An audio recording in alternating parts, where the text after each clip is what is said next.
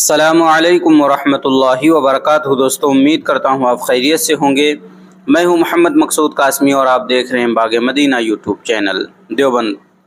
Swachh Bharat mission 2024 کے تحت نگر پالیکا پریشد دیوبند کی جانب سے شہر کو سرسبز و شاداب ہرا بھرا بنانے کے لیے شروع کی گئی مہم میرا آنگن میری ہریالی کو کامیاب بنانے کے لیے میونسپل بورڈ چیئرمین اور ایگزیکٹو آفیسر نے دارالعلوم دیوبند کے محتمم مولانا مفتی ابوالقاسم نعمانی و دیگر ذمہ داران سے ملاقات کر کے مہم میں تعاون کی اپیل کی، جس کے لیے دارالعلوم دیوبند کی جانب سے میونسپل بورڈ افسران کو مکمل تعاون کی یقین دہانی کرائی گئی اور مذہب اسلام کے نظریے سے پیڑ پودوں کی اہمیت بھی بتلائی گئی۔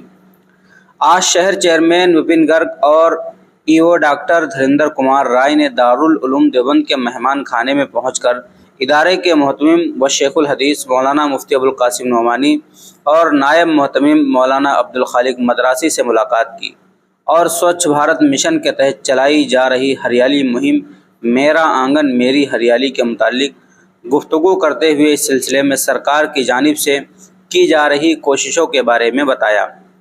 ایگزیکٹو آفیسر ڈاکٹر دھریندر نے کہا کہ اس مہم کے تحت ہر گھر کے آنگن میں پودا لگانے کے لیے لوگوں کو بیدار کیا جا رہا ہے تاکہ ماحول کو آلودگی سے پاک کیا جا سکے اور آکسیجن کی گھٹتی ہوئی مقدار کو بڑھایا جا سکے۔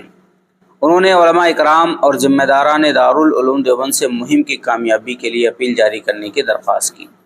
اس دوران محتمم مولانا مفتی ابوالقاسم نعمانی نے اس مہم کی تعریف کرتے ہوئے کہا کہ یہ وقت کی ضرورت ہے، اسے کامیاب بنانے کے لیے بھرپور تعاون کیا جائے گا۔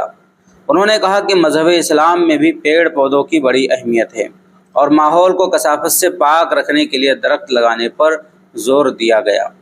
دارالعلوم دیوبند نے ہمیشہ اس مشن کو سامنے رکھ کر کام کیا اور ادارے میں بڑی تعداد میں پیڑ پودے لگائے جاتے ہیں۔ اس سلسلے میں پہلے بھی اپیلیں جاری کی جا چکی ہیں اور آگے بھی لوگوں کو اس کے تئیں بیدار کیا جائے گا۔ اس دوران Ashraf Usmani, municipal board member Vipin Tyagi, Syed Haris, doctor Wajid, Arjun Singal, Iqbal Ansari, Mohammad Aslam, food inspector Popan Kumar, Sundar Lal اور محمد اکبر وغیرہ موجود رہے۔